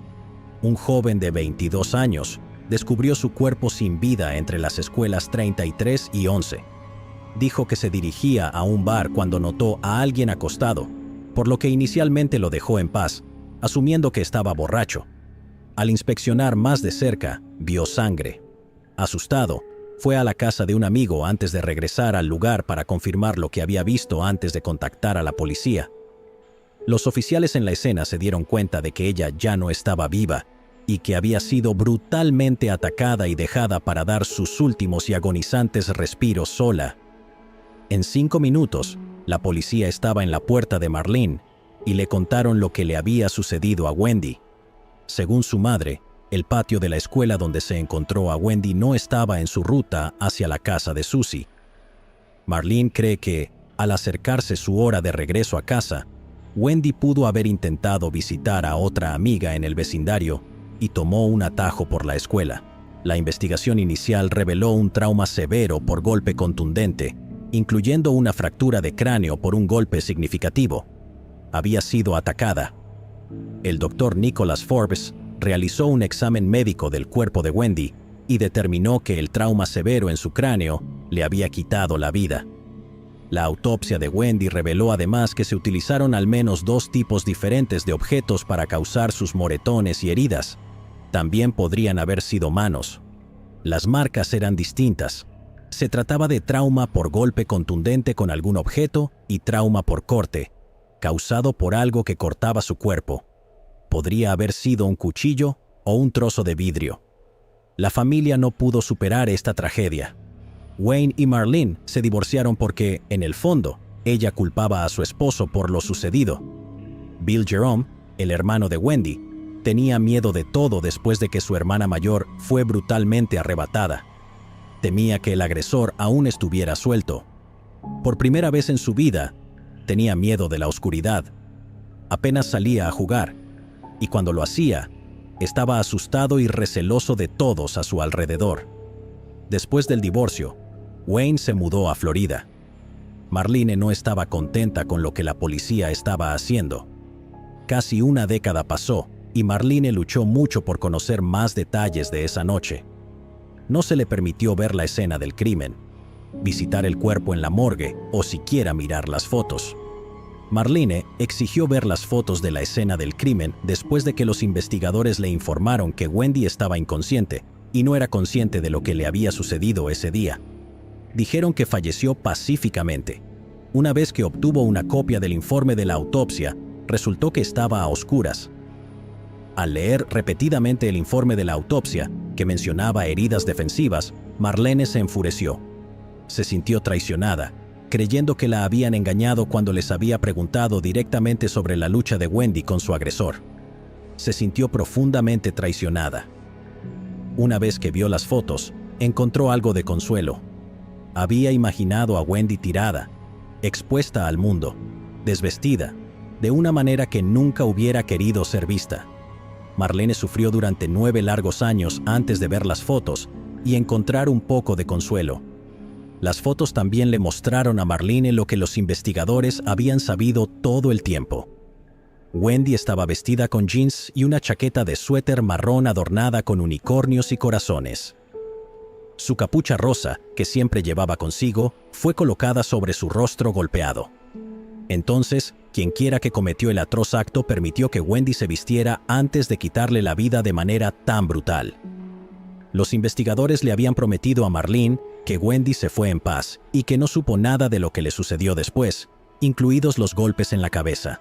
Sin embargo, la presencia de heridas defensivas contaba una historia de terror absoluto, ya que Wendy habría luchado por su vida, completamente consciente de lo que le estaba ocurriendo, en contraste con lo que los investigadores le dijeron a Marlene. Cada cumpleaños, el 1 de noviembre, era difícil para la familia. Lloraban y extrañaban a Wendy, pero Marlene creía que algún día el perpetrador sería llevado ante la justicia. En los años 80 y 90, la tecnología del ADN estaba en sus fases iniciales. Sin embargo, años después, la ciencia forense tendría la oportunidad de llevar al culpable ante la justicia. El oficial Paul Bacacchino habló con al menos 30 personas del vecindario 6 días después del trágico fallecimiento de Wendy. Los oficiales de la investigación también se aseguraron de preservar las pruebas. La escena del crimen incluía objetos como un paquete de cigarros, un encendedor, el cabello del perpetrador y la ropa de Wendy. Hubo algunas cosas que no se investigaron lo suficiente. Se entrevistó al testigo, pero no fue considerado un sospechoso principal. El hecho de que primero fuera a la casa de un amigo y luego regresara a la escena del crimen era completamente sospechoso. El testigo también tenía el mismo tipo de cabello que se encontró en la escena del crimen. Debió haber investigado más a fondo. 6 años después, el testigo se quitó la vida. ¿Fue eso una admisión de culpa? Inicialmente, los investigadores se centraron en otro hombre local que afirmó haber sido agredido esa noche, pero fue descartado mediante análisis de tipo sanguíneo. En 1984, cuando Julie Hahn tenía solo 11 años, se enteró del trágico asesinato de Wendy Jerome, un caso que la impactaría profundamente y daría forma a su carrera. El caso de Wendy persiguió a Rochester durante años, convirtiéndose en una parte significativa de la conciencia de la comunidad. Esta exposición temprana a un evento tan perturbador inculcó en Hahn un sentido de justicia y la impulsó a seguir una carrera en la que pudiera hacer una diferencia. Años más tarde, Hahn se convirtió en fiscal jefe en la oficina del fiscal del distrito del condado de Monroe, en la oficina de delitos graves. Su compromiso con la justicia la llevó a trabajar en el caso de Wendy a partir del 2011. Revisó todo con una nueva perspectiva y pudo realizar un análisis de ADN, lo que incluyó cotejar el ADN del testigo que se había quitado la vida. Si el ADN no coincidía con el del testigo, Hahn planeaba analizar otros objetos encontrados en la escena, como el paquete de cigarros y el encendedor, utilizando tecnología avanzada de ADN de alta sensibilidad. En 2016, Hahn y su equipo se dieron cuenta de que se podían realizar pruebas adicionales. Realizaron pruebas de ADN familiar en abril del 2019 y para julio tenían una nueva lista de posibles sospechosos. Había evidencia en la ropa de Wendy y secreciones corporales de la escena del crimen. En 2020, pudieron realizar una búsqueda de ADN familiar, lo que permitió hacer un cribado a través de los perfiles de ADN de familiares. Esto significaba que se podía acceder a cualquier persona que compartiera la misma sangre en la familia, si el ADN de sus parientes estaba en la base de datos. Esta búsqueda los llevó a una persona que fue interrogada todos esos años atrás, quien tenía 20 años en el momento de la tragedia de Wendy. Su nombre era Timothy Williams, su vecino de al lado en ese momento. La policía pudo recolectar una muestra de ADN del sospechoso en secreto mientras estaba en Florida. La muestra coincidió con la evidencia de ADN de la escena del crimen. 36 años después, por fin tenían una coincidencia positiva. Williams fue arrestado el 9 de septiembre del 2020. Hahn fue una de las investigadoras que llamó a Marlene. Marlene se había vuelto a casar con Wayne cuando fue diagnosticado con cáncer. Él falleció en 2011. 36 años después de aquella noche de Acción de Gracias, un jueves normal, recibió la llamada que había esperado durante tanto tiempo. Timothy Williams se convirtió en la primera persona en el estado en ser juzgada con un arresto basado en ADN familiar. Durante el juicio, Williams afirmó que tuvo intimidad consensuada con Wendy y que no le hizo daño. Expresó temor de ser acusado de agresión si se presentaba. Había sido interrogado todos esos años atrás. Era su vecino en ese entonces, de 20 años, pero le mintió a la policía. Ahora bajo custodia, contó una historia muy diferente. Dijo que la conoció en una tienda de la esquina y creyó que era mayor de edad y que estaba en una relación con ella. Sin embargo, el fiscal del distrito refutó estas afirmaciones, destacando la naturaleza brutal de las heridas de Wendy, que contradecían la historia de Williams. La madre de Wendy dijo lo siguiente sobre sus afirmaciones: "Mi hija Wendy era la niña más dulce y cariñosa del mundo entero. Solo quiero que todos sepan que, sin importar lo que se haya dicho, no era cierto, y ella era y siempre será mi corazón". Inicialmente, el juicio enfrentó un contratiempo con la declaración de un juicio nulo debido a la mala conducta de un jurado. Sin embargo, en un juicio posterior, Williams fue declarado culpable de 3 cargos de homicidio en segundo grado. El 17 de abril del 2024, el juez de la Corte Suprema del Estado de Nueva York, Alex Renzi, sentenció a Williams, de 60 años, a 25 años a cadena perpetua en el Departamento de Correcciones del Estado de Nueva York. La fiscal del distrito expresó alivio y gratitud hacia los investigadores de la policía de Rochester, afirmando que la sentencia máxima era la única acción apropiada. Enfatizó que, después de todos esos años, Timothy Williams no escapó de la justicia por los actos atroces que cometió contra Wendy.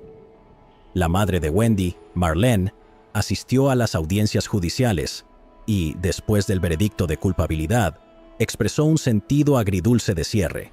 Después de 36 años, Timothy Williams creyó que había escapado, pero gracias a la búsqueda incansable de la verdad por parte de Julie Hahn y la convicción de una madre por la justicia, fue nombrado, avergonzado y encarcelado donde pertenecía. Al final, la familia de Wendy Jerome tuvo algo de consuelo y el monstruo sin rostro de sus pesadillas fue enjaulado.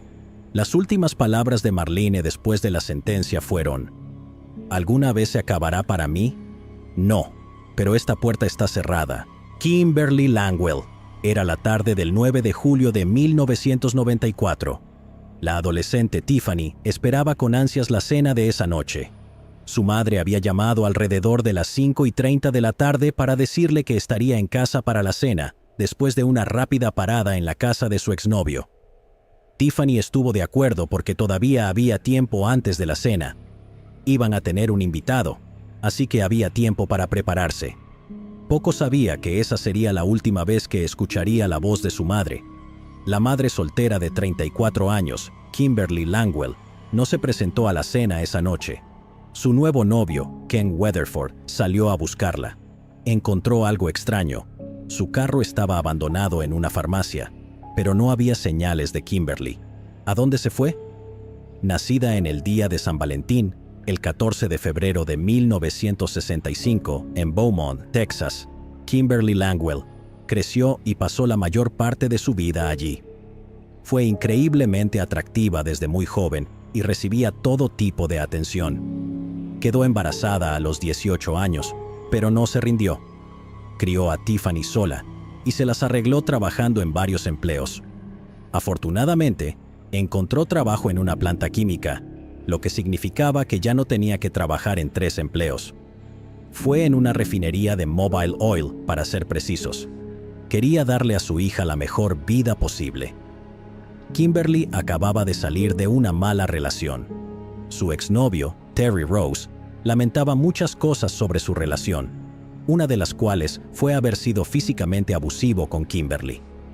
Después de vivir juntos durante 7 años, los dos se separaron, algo que Tiffany agradeció, ya que nunca estuvo contenta con que su madre saliera con ese hombre desde el principio. Pero los dos mantuvieron términos civilizados, amigos, si se puede llamar así. Hay varias versiones sobre lo que realmente sucedió entre Terry y Kimberly. Según las hermanas de Kimberly, Susan, él se volvió cada vez más posesivo, hasta el punto de que Kimberly no se sentía segura con él. Incluso le advirtió a su familia que, si algo le sucedía, deberían sospechar de él, ya que había amenazado su vida y exhibía un comportamiento violento. Kimberly había llegado al punto de proporcionar ubicaciones potenciales donde podrían encontrar su cuerpo si desaparecía. Sin embargo, otros decían que Kimberly lo engañó con un amigo, lo que causó que se separaran. Aún así, Terry la colmaba de regalos costosos. Le daba dinero y obsequios, como un viaje de $500 a Cancún, solo para recuperarla. Pero el viaje que ella dijo que haría con sus amigas resultó ser unas vacaciones con un hombre nuevo. Terry estaba amargado, pero se mantuvo civilizado. Kimberly ahora salía abiertamente con alguien nuevo. Ken Weatherford era un capítulo completamente nuevo en su vida. Trabajaban juntos y tenían una relación mucho mejor que la que ella tenía con Terry. Kimberly solía salir del trabajo a las 5 de la tarde. Entre las 5:15 y las 5:30, le dijo a su hija que pasaría por la casa de Terry para ayudarlo. Él estaba remodelando su casa y Kimberly iba a ayudarlo a colgar tablas. Cuando salió de casa para ir al trabajo ese día, llevaba una camiseta blanca con la palabra Cozumel en el frente y un buzo en la parte de atrás. Era una franela que obtuvo en su viaje a Cancún con Ken. La combinó con jeans azules y tenis blancos. Llevaba un reloj Seiko de tono plateado con números brillantes y un collar plateado con un colgante de ángel. Completó su look con aretes de aro plateados y un anillo de bodas dorado que usaba para evitar la atención de los hombres, Una hora más tarde, Tiffany empezó a preocuparse.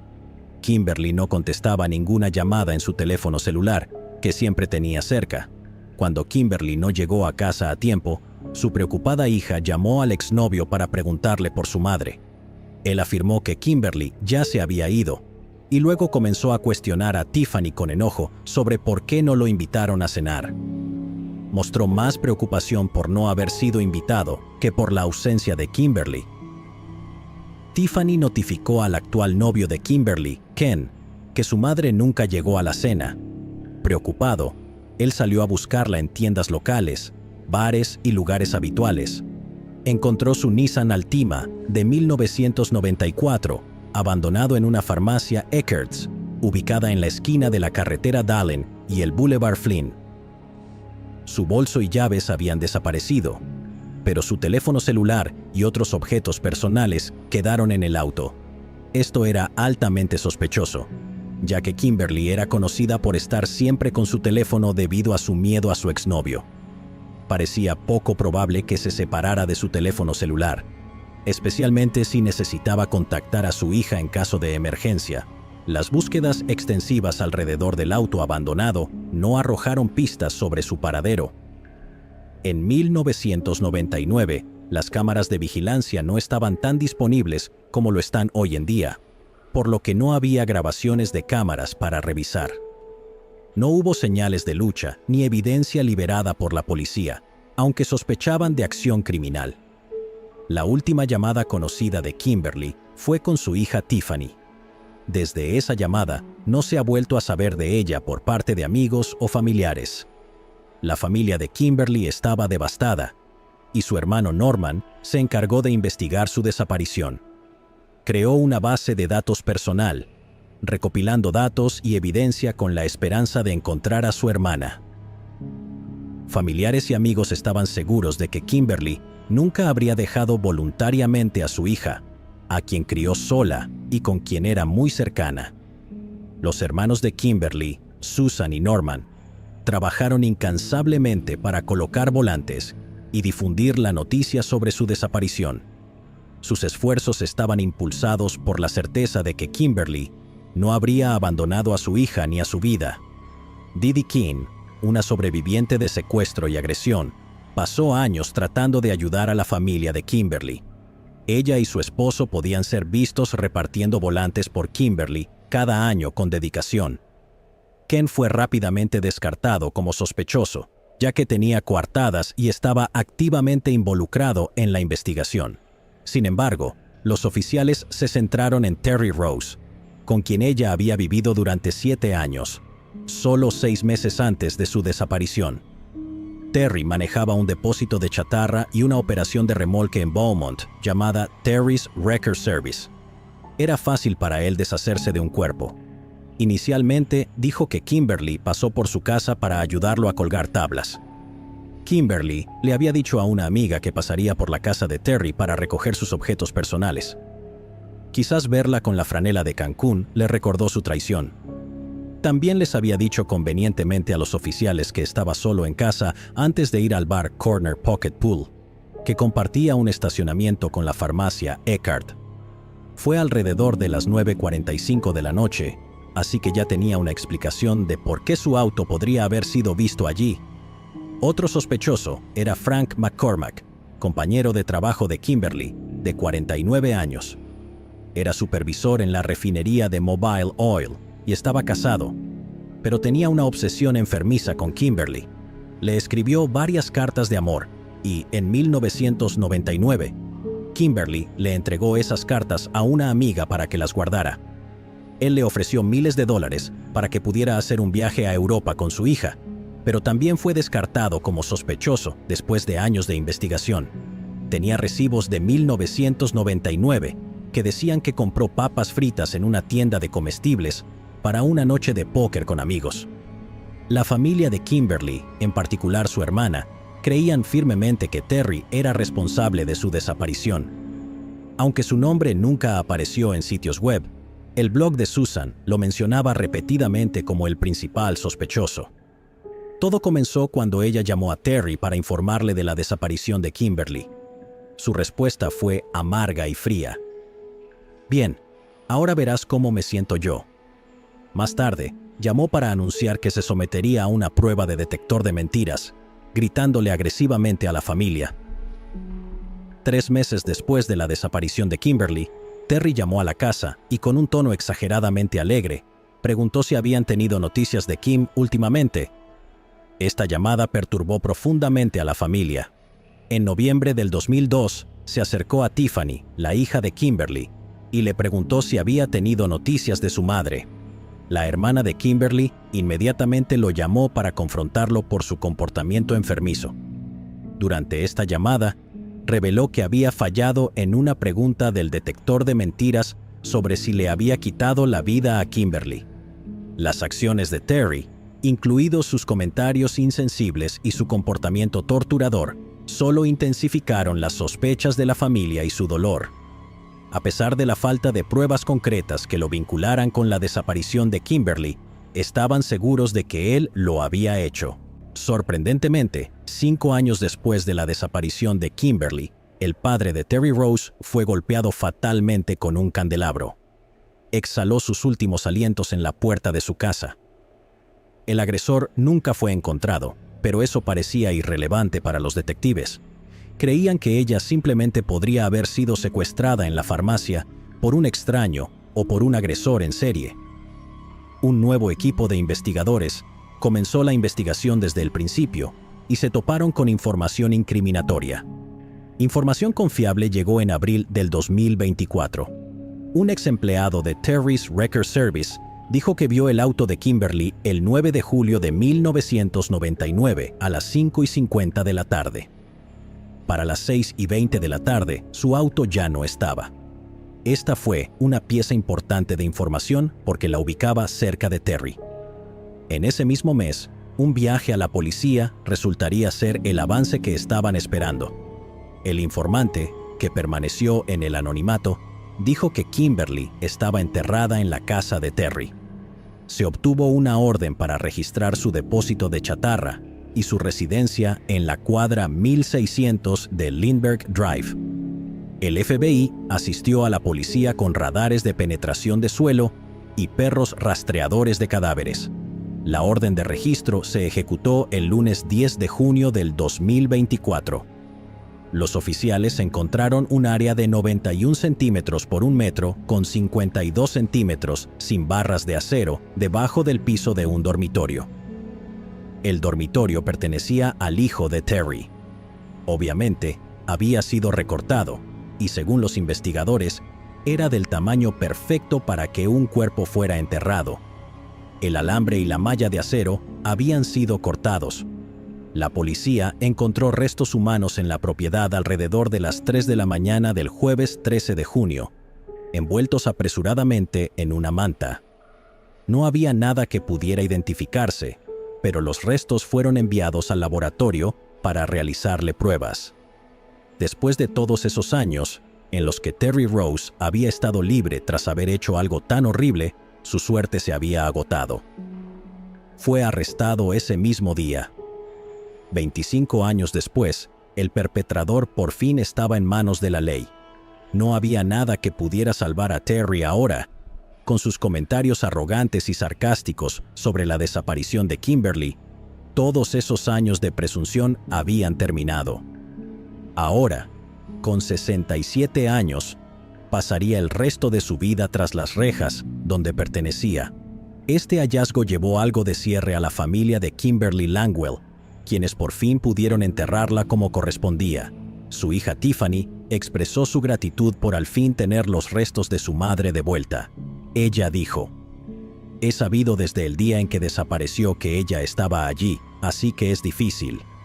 Es difícil saber dónde está tu mamá y no poder hacer nada al respecto". Actualmente, Terry Rose está detenido con una fianza de $1 millón. Si paga la fianza y sale en libertad, deberá llevar un monitor GPS y no podrá salir del condado de Jefferson. Sandra Costilla y Jessica Taylor.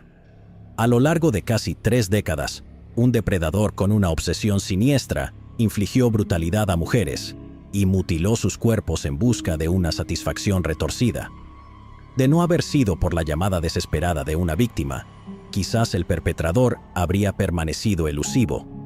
Aunque perdió la vida, su llamada al 911 desencadenó una investigación que descubriría muchos otros cuerpos. El despiadado asaltante pasaría a la historia como el perpetrador de Long Island. Aquí tienen una cronología de la serie de eventos que llevaron a este nombre. 2 cazadores estaban rastreando presas en una zona boscosa en Southampton, Nueva York, el 21 de noviembre de 1993. Al acercarse a la carretera Old Fish Cove número 50, descubrieron algo extraño. Era un cuerpo, solo parcialmente vestido, en el bosque. Parecía haber estado allí por al menos 2 días. Las autoridades llegaron al lugar y trataron de identificarla por su ropa. El médico forense confirmó 2 cosas.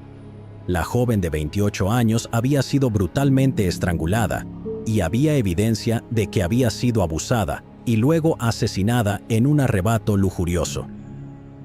Una vez que se analizaron sus huellas dactilares, pudieron informarles a sus seres queridos. Se trataba de Sandra Costilla. Sus huellas digitales habían sido añadidas a la base de datos cuando fue arrestada el año anterior por saltarse un torniquete del metro. Durante la autopsia, el examinador logró levantar 3 mechones de cabello de su cuerpo que no le pertenecían y que posiblemente eran de su asaltante. Una autopsia indicó que tenía más de 25 golpes y heridas que fueron traumatismos causados por objetos afilados infligidos en su cuerpo una vez que había perdido la vida. Su rostro y torso fueron brutalmente afectados por los cortes. Originaria de Trinidad y Tobago, Sandra había estado viviendo en la ciudad de Nueva York. Era como una nómada, sin una dirección permanente. Su última dirección registrada era en Queens, pero no estaba viviendo allí cuando perdió la vida. Había rumores de que era una trabajadora sexual, pero eso nunca se confirmó. Las autoridades insinuaron que su estilo de vida era un poco similar, ya que aceptaba dinero, favores y regalos a cambio de su compañía.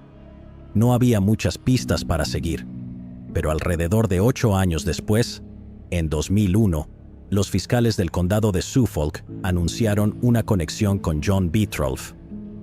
Beetroff era un carpintero en la zona, condenado por haberle quitado la vida a 2 mujeres cuyos cuerpos fueron recuperados en la misma parte de Long Island, pero no fue acusado debido a la falta de pruebas.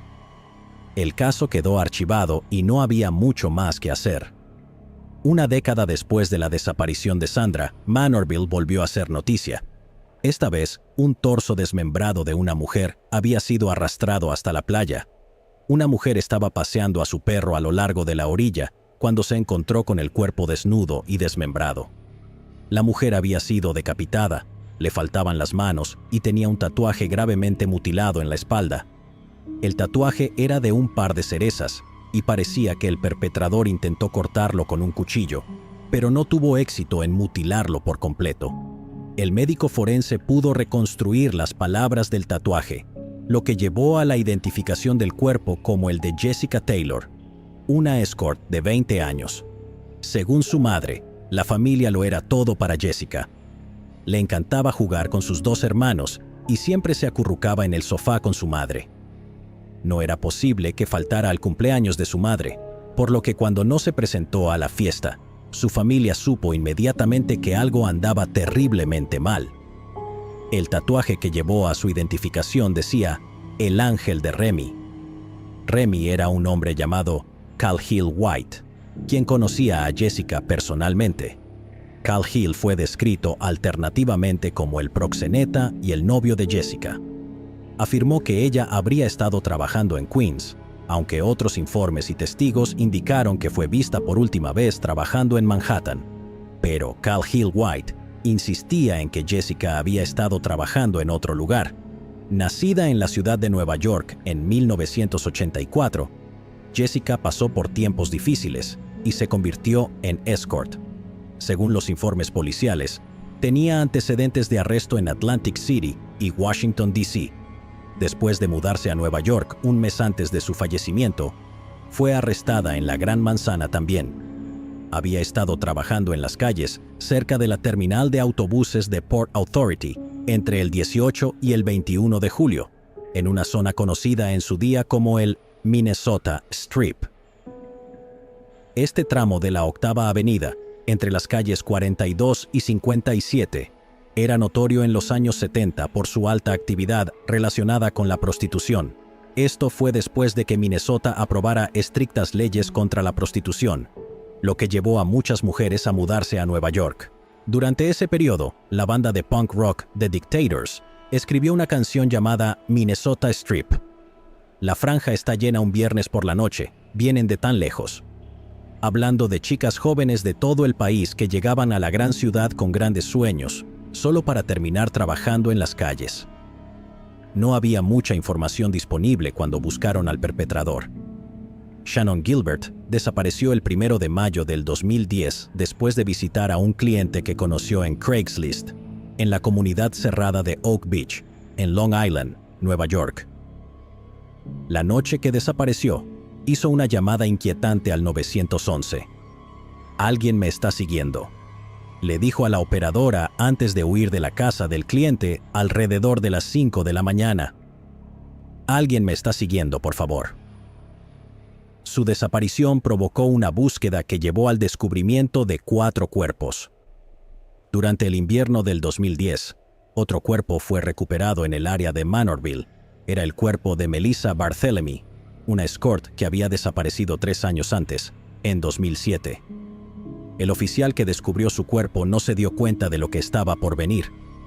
Solo un par de días después de este macabro hallazgo, se encontraron otras 3 chicas en un radio de 400 metros, a 150 metros de distancia entre sí. Todas las víctimas habían anunciado sus servicios en Craigslist y tenían poco más de 20 años. Megan Waterman era de Maine. Dejó el Holiday Inn para reunirse con un cliente en Long Island y nunca más se supo de ella. La segunda víctima, Amber Lynn Costello, era de North Babylon.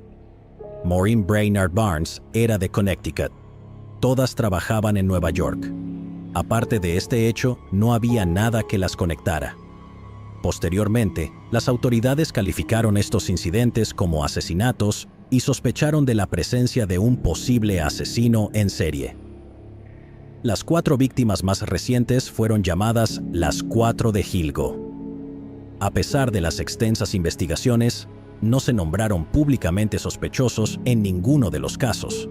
El 29 de marzo de 2011, la policía descubrió un cráneo, un antebrazo y manos durante una investigación en la playa Gilgo. Eran las partes faltantes del cuerpo de Jessica Taylor, cuyo torso fue encontrado en Manorville en 2003. Los detectives se unieron para trabajar en el caso, y estos casos fueron vinculados al asesino de Long Island. Muchos otros casos fueron descartados, ya que no parecían seguir un patrón particular. La pieza clave de evidencia recopilada a lo largo de los años fue un cinturón de cuero negro con las iniciales HM grabadas en él. Algunos lo leyeron como RM o incluso RH. Pasó una década y en febrero de 2022, las autoridades establecieron un equipo de investigación que incluía a investigadores locales, estatales y federales. Se centraron principalmente en los registros de datos de teléfonos móviles, analizando todos los números que llamaron a las víctimas o que llamaron a los teléfonos de las víctimas en sus últimos días. Amigos, familiares y seres queridos fueron minuciosamente investigados. Su investigación los condujo a un sospechoso común y a 2 ubicaciones clave: Midtown Manhattan y el Massapequa Park. Quienquiera que fuera el perpetrador operaba en estas 2 áreas, y el hecho de que arrojara los cuerpos al océano resultó en que estos aparecieran en la orilla debido a la marea, algo que no había anticipado. Un mes después, el equipo de investigación hizo un avance. Dave, el compañero de cuarto de Amber Lynn Costello, la mujer cuyos restos fueron encontrados en 2010, recordó haber visto un Chevrolet Avalanche estacionado fuera de su casa el día antes de que ella desapareciera. Amber fue vista por última vez con un cliente el 2 de septiembre de 2010. Era un hombre alto con gafas ovaladas, Dave recordó haber llegado a casa y encontrar a Amber escondida en el baño mientras un hombre grande la amenazaba. Dijo que el hombre era grande, como Frankenstein. Luego, Dave confrontó al hombre, lo que llevó a un altercado físico que obligó al hombre a irse en su camioneta. Al día siguiente, otros testigos informaron haber visto una camioneta similar poco después de que Amber se fuera a reunirse con su cliente. Dave dijo que este hombre fue la primera persona en la que pensó cuando escuchó sobre el caso de Amber. Durante 13 años, esa cara y la camioneta nunca salieron de su mente. Esto resultaría ser una pista importante. El equipo de investigación que investigaba estas desapariciones y asesinatos obtuvo el historial de registro de esta camioneta. La distintiva Chevrolet Avalanche verde oscuro fue rastreada hasta una persona que coincidía con la descripción del asaltante de Long Island, un arquitecto de 59 años llamado Rex Heuermann. Cuando las autoridades investigaron más, fue una sorpresa que la descripción del agresor hecha por Dave no hubiera llevado antes hasta Rex, ya que cumplía con todos los requisitos. La descripción simplemente se archivó y nunca se investigó. Todo acerca de los movimientos de Rex Heuermann lo incriminaba. Las señales de su teléfono móvil se registraron cerca de Midtown Manhattan, cerca de su oficina ubicada en la Quinta Avenida y la calle 36. La segunda ubicación de las señales era el Massapequa Park, donde Heuermann vivía. Una investigación más profunda en julio del 2022 revelaría algunos detalles interesantes. Los oficiales revisaron discretamente los contenedores de basura fuera de la casa de Heuermann. Los contenedores de basura contenían 11 misteriosas botellas. Pero esas mismas botellas contenían pruebas cruciales de ADN que decidirían el destino de las víctimas de Long Island. Esta evidencia de ADN se comparó con el cabello encontrado en los cuerpos de Sandra Costilla y Megan Waterman. Sorprendentemente, no solo apuntaba a Rex Heuermann, sino que también pertenecía a su esposa.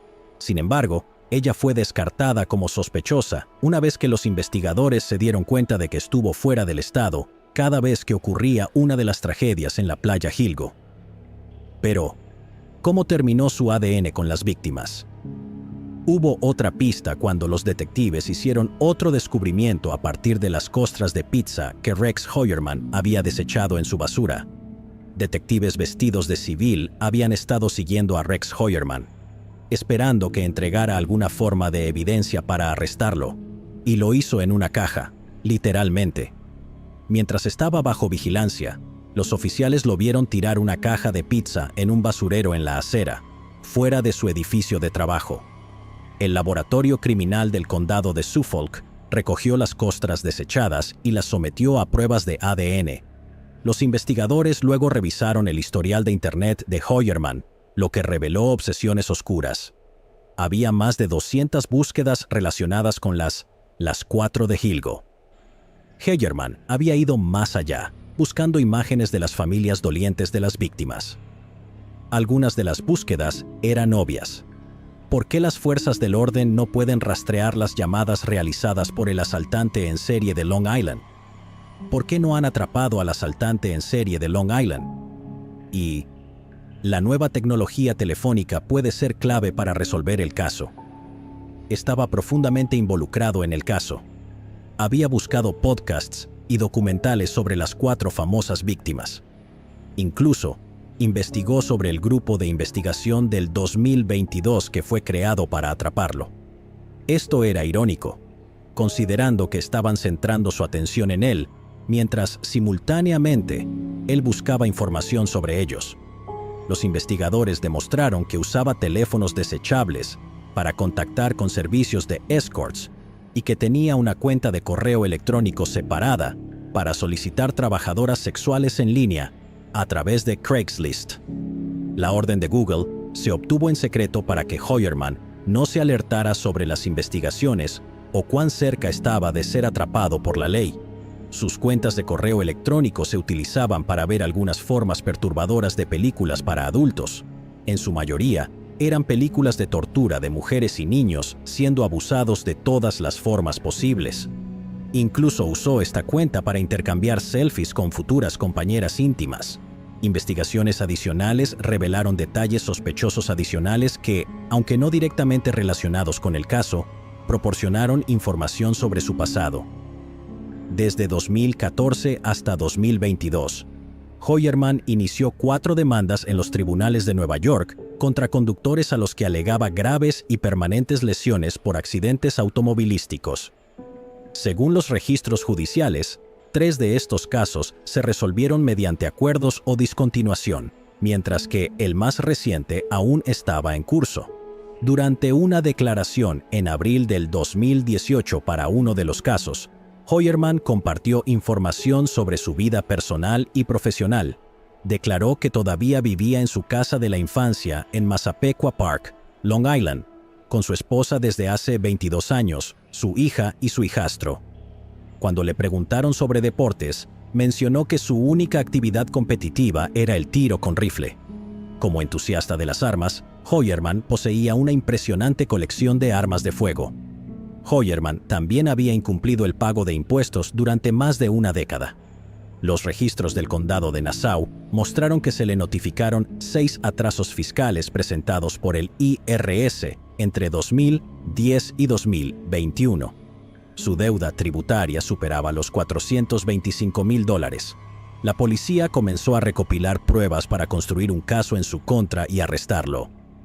¿Quién es Rex Hoyerman? Un arquitecto originario de Manhattan. Hoyerman asistió a la escuela secundaria Alfred G. Burner mientras vivía en la misma casa en Massapequa Park. Su casa estaba mal sostenida por madera desnuda. Incluso había hierba en el techo y tejas descoloridas. El patio siempre estaba desordenado, destacando como un pulgar adolorido entre las casas ordenadas del resto de la cuadra. El suburbio de clase trabajadora estaba a 1 hora en auto de Midtown Manhattan, donde Rex Hoyerman trabajaría más tarde. El padre de Rex Hoyerman era un ingeniero aeroespacial que ayudó a construir satélites. En casa, era un entusiasta de la carpintería y fabricaba muebles en un taller de su casa. Estaba casado con Asa en esa misma casa. Asa tenía un hijo con necesidades especiales, a quien Hoyerman crió como propio. La pareja también tuvo una hija juntos. Siendo consultor arquitectónico en Manhattan desde 1987, Rex Hoyerman trabajó en proyectos importantes de la ciudad, como en el aeropuerto JFK y para clientes notables como Cipriani. Steve Kronberg, un administrador de propiedades que trabajó con Hoyerman durante 30 años, lo describió como un tipo grande y torpe, un poco nerd. En contraste, otros, como Nicholas Furshaw, un vecino, caracterizaron a Hoyerman como inquietante e inaccesible, alguien que parecía acechar en las sombras.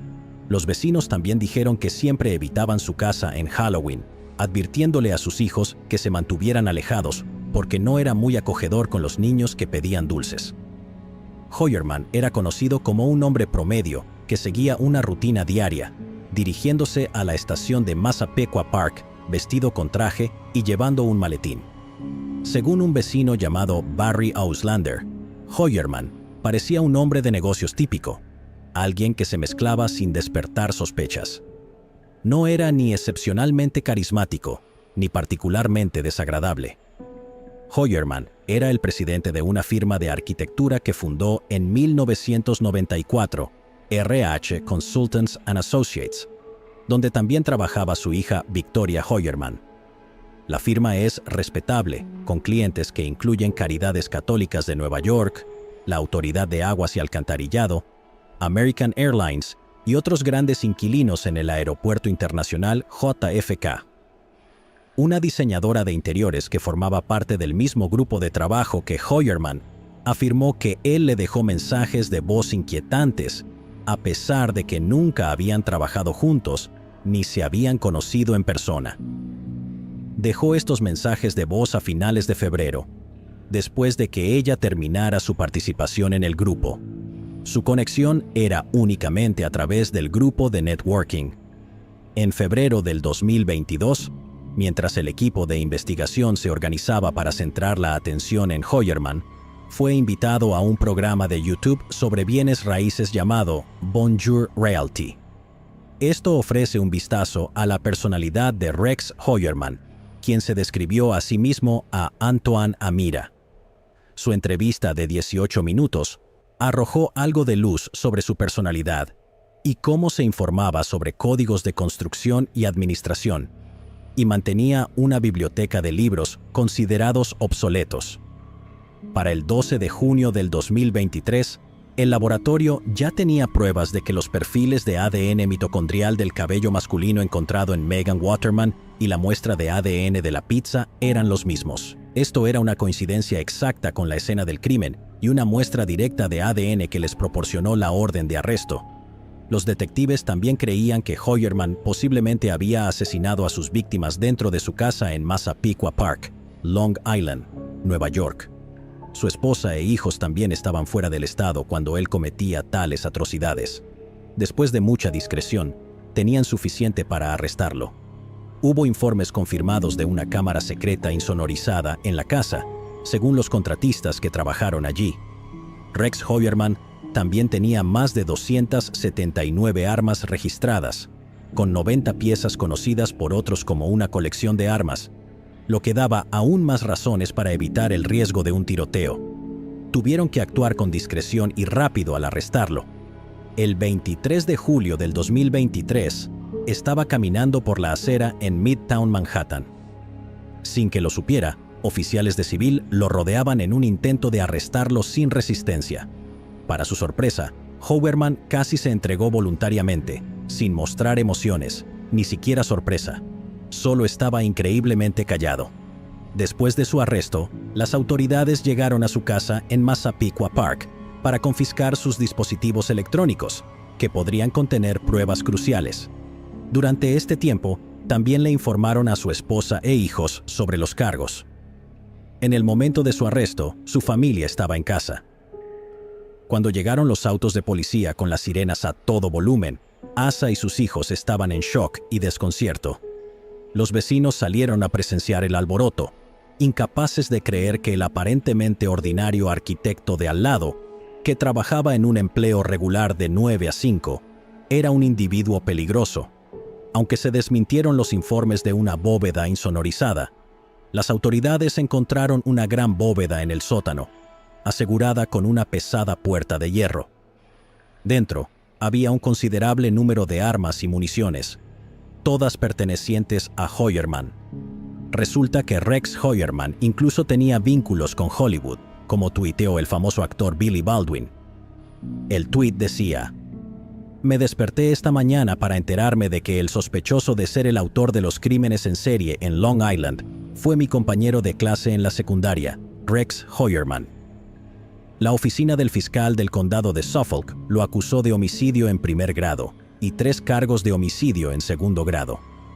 Las víctimas cuyas tragedias se le imputaron fueron las 4 de Gilgo: Melissa Barthélemy, de 24 años, Megan Waterman, de 22 años, Amber Lynn Costello, de 27 años, y Maureen Brainard Barnes, de 25 años. La comparecencia en el tribunal terminó con Hoyerman declarándose no culpable, pero se le negó la fianza debido a la naturaleza espantosa de los crímenes. Fue puesto bajo vigilancia para evitar que se quitara la vida. Su familia fue acosada por reporteros mientras intentaban aceptar la mórbida realidad. La familia fue filmada constantemente mientras intentaban recoger sus pertenencias de la casa. Es probable que Hoyerman se aprovechara de que su familia estuviera fuera de la ciudad para cometer los homicidios cada vez que se iban. Existe una teoría de que también intentó incriminar a John Beatroff, asegurándose de que su ADN estuviera en al menos 2 de las víctimas antes de copiar su modus operandi y quitarles la vida. En resumen, incriminándolo.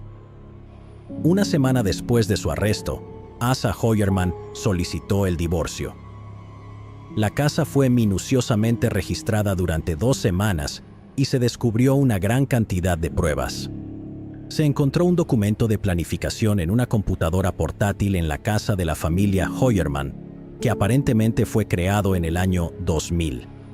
El documento parecía haber sido editado por última vez en 2002. En el documento se enumeraron 4 categorías: problemas, suministros, DS, que significa sitio de desecho, por sus siglas en inglés, y TRG, que probablemente hace referencia a objetivo.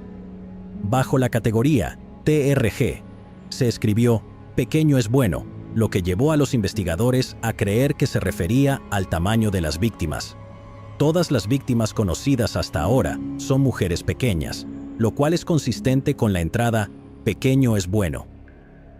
El documento luego detalla más las categorías de pre-preparación, preparación y post-evento. Bajo cada categoría se anotan detalles como cambiar llantas y deshacerse de fotos. Además, una sección separada aparentemente detalla los pasos tomados para deshacerse del cuerpo, incluyendo quitar cabeza y manos, eliminar marcas de tortura y empaquetar para transportar. Bajo la categoría etiquetada como preparación del cuerpo, su intención era localizar a estas víctimas para cazarlas y someterlas a su control y luego arrebatarles la vida. Los analistas criminales creen que Heyermann, en teoría, tomó vidas incluso después del 2010. Estas simplemente fueron las víctimas que se hicieron públicamente conocidas. El 7 de junio del 2024, Rex Heuermann fue acusado de 2 asesinatos más, además de los 4 que lo llevarían a la cárcel. Jessica Taylor y Sandra Costilla obtendrían justicia gracias a las pruebas de ADN. El cabello levantado de sus cuerpos coincidió positivamente con el ADN de Rex Heuermann. Aunque se ha declarado no culpable, la evidencia es incuestionable. Será procesado por las atrocidades que cometió. Jasmine Robinson, prima de Jessica, quien había estado abogando por justicia en el caso, comentó lo siguiente después de que Heuermann fue arrestado en 2023. Estamos muy conscientes de que este año marca 20 años desde que Jessica se fue. Es la misma cantidad de tiempo que ella tuvo para vivir antes de ser arrebatada de nosotros de una manera de las más horribles imaginables. También expresó esperanza de que el arresto de Heuermann pudiera llevar a un avance en el caso de Jessica, lo cual en 2024 efectivamente sucedió. Jasmine también dijo: Jessica era una persona que era una verdadera fuerza. Tenía un gran corazón y es increíblemente amada y extrañada. Era una inspiración y alguien a quien admiraba. También tenía un carácter fuerte y se defendía cuando era necesario. No aceptaba fácilmente la falta de respeto. Llegados aquí, ¿acaso no has visto este otro crimen? Yo no me lo perdería,